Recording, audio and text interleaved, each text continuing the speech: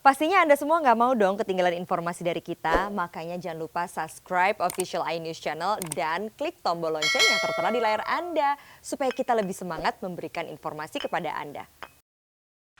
46 tenaga medis Rumah Sakit Karyadi Semarang, Jawa Tengah yang terpapar virus corona diisolasi.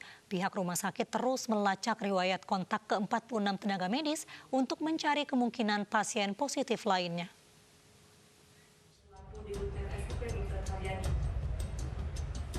46 tenaga medis Rumah Sakit Karyadi Semarang, Jawa Tengah yang positif terinfeksi virus corona diisolasi.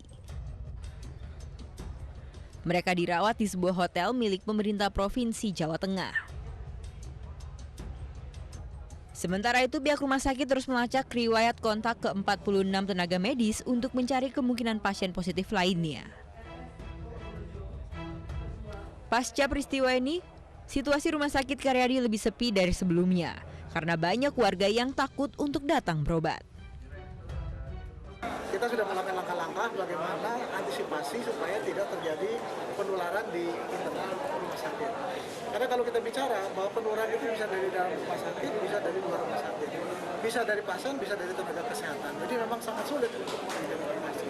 Namun kami selalu manajemen rumah sakit selalu mengidentifikasi, melakukan tracing, melakukan pengkajian yang tujuannya adalah membuat kebijakan agar ini tidak meluas dan ini tidak terulang lagi, meminimalisasi risiko. Rumah Sakit Karyadi Semarang merupakan salah satu tempat rujukan perawatan dan isolasi pasien corona.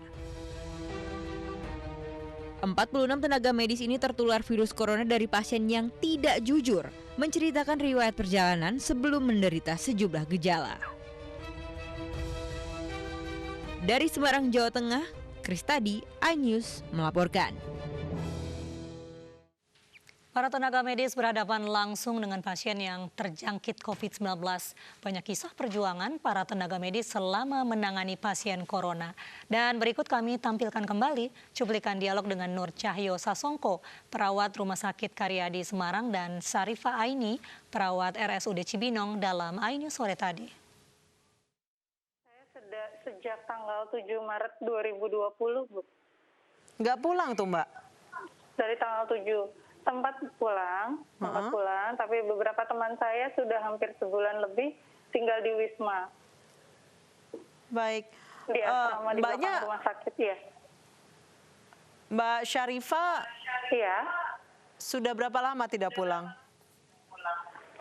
Kalau saya masih pulang pergi, Mbak, kebetulan rumah dekat dengan rumah sakit. Tapi kalau sebagian besar di teman-teman saya di ruangan sudah tidak pulang, kurang lebih 1 bulan lebih, Mbak. Baik, kalau Mas Nur Cahyo, Mas Nur sudah berapa lama bertugas merawat pasien COVID? Sejak dari Januari, awal pertama kali masuk ke Jawa Tengah ya. Sejak berapa, Mas? Mohon maaf? Sejak dari Januari, bulan Januari, awal pertama kali corona itu masuk di Jawa Tengah. Baik, sejak itu juga Mas Nur Cahyo nggak pulang, Mas? Kalau saya pribadi kebetulan karena rumah juga dekat, itu jadi sering pulang ke rumah. Baik, kayak Mas Nur Cahyo, Mbak Syarifa, setiap pulang ke rumah dengan riwayat Anda setiap hari memiliki kontak langsung kepada pasien positif COVID-19. Was-was nggak sih, Mbak, Mas? Takut nggak sih pulang ke rumah? Ya, kalau saya pribadi sebenarnya rasa takut dan kecemasan itu pasti ada, dan apalagi relatif sangat tinggi sekali ya di dalam benak kita, dalam hati kita tuh juga sangat takut apabila nanti suatu saat bisa menularkan kepada keluarga, apalagi istri dan anak-anak di rumah gitu. Akan tetapi dari kita sendiri kita sudah melakukan kewaspadaan standar, kemudian untuk melakukan APD, cuci tangan dengan lengkap. Insya Allah ya kita berpasrah kepada Allah, pastinya akan diberikan perlindungan seperti itu. Dan pastinya setelah habis jaga, biasanya saya pribadi itu sebelum pulang ke rumah, mandi dulu di rumah sakit, banyak 3 kali bilasan, kemudian nanti sampai rumah juga mandi lagi, baru nanti kita kumpul sama keluarga dan anak-anak seperti itu. Baik, Mas Nur Cahyo punya anak kecil kebetulan ya? Ya. Itu Ada. pasti khawatir banget Mas untuk menyentuh anak Mas setiap hari pulang Iya. dari rumah sakit. Ya. Kalau Mbak Syarifah sendiri seperti apa? Setiap harus pulang ke rumah? Setiap pulang ke rumah? Iya, betul. Jadi sama seperti Mas Nur Cahyo tadi, saya kalau sebelum pulang, kebetulan saya dinas di ruang isolasi khusus COVID. Sebelum pulang saya harus mandi dulu, ganti baju, setelah itu baru pulang ke rumah, sampai rumah mandi lagi. Setelah mandi, ganti baju lagi, baru saya berani pegang anak saya. Kebetulan di rumah juga saya punya anak kecil baru umur 4 tahun. Jadi saya agak-agak was-was kalau misalnya pulang takut membawa virus dari rumah sakit. Jadi takut menularkan ke suami atau anak saya di rumah. Jadi memang kita harus menerapkan standar kewaspadaan nasional untuk infeksinya ya. Jadi kita harus menggunakan APD, jangan lupa cuci tangan, jaga selalu kebersihan di rumah sakit, agar kita semua terhindar dari resiko penularan infeksi virus COVID. Perjuangan tenaga medis cukup berat karena berada di garda terdepan penanganan virus corona. Namun masih saja ada masyarakat yang bandel dan berpotensi menyebarkan virus corona semakin banyak.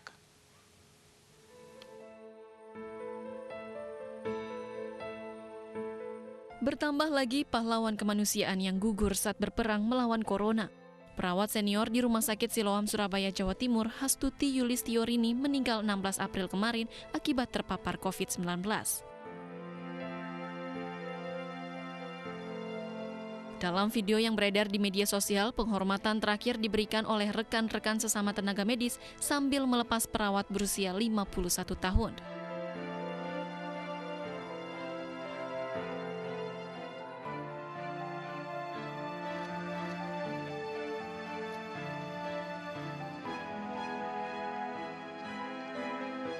Sebelum Hastuti, Novera, perawat di RSPAD Jakarta yang merawat pasien corona, juga gugur karena tertular virus corona. Selain Hastuti dan Novera, sudah puluhan tenaga medis yang gugur saat perangi corona.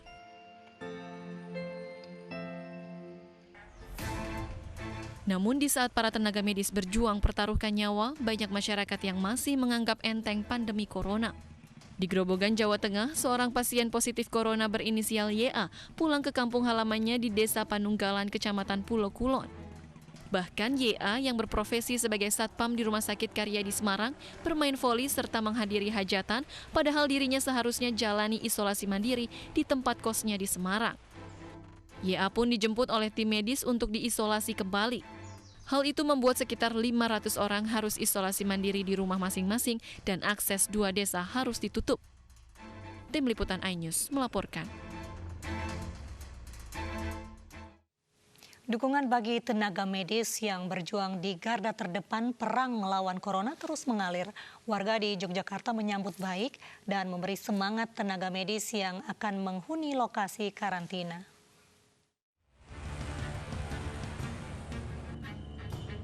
Beginilah suasana penyambutan warga Yogyakarta saat kedatangan para tenaga medis corona di lokasi karantina Kompleks Pusdiklat Pusat Pengembangan Sumber Daya Manusia Regional Yogyakarta. Warga berjajar di pinggir jalan dengan membawa tulisan-tulisan penyemangat. Saat ini baru 9 tenaga medis yang akan tinggal sementara di lokasi karantina milik Kemendagri ini.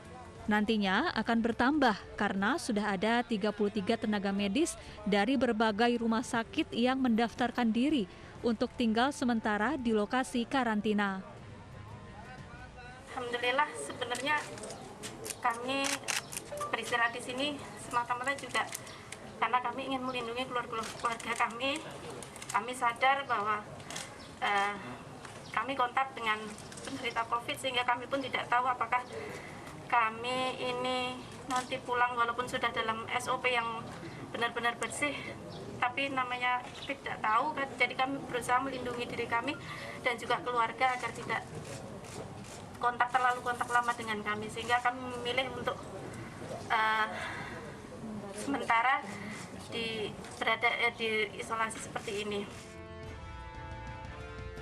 Tempat karantina ini memiliki 141 kamar dan boleh ditempati petugas medis yang ingin mengkarantina dirinya sebelum kembali ke rumah saat selesai bertugas.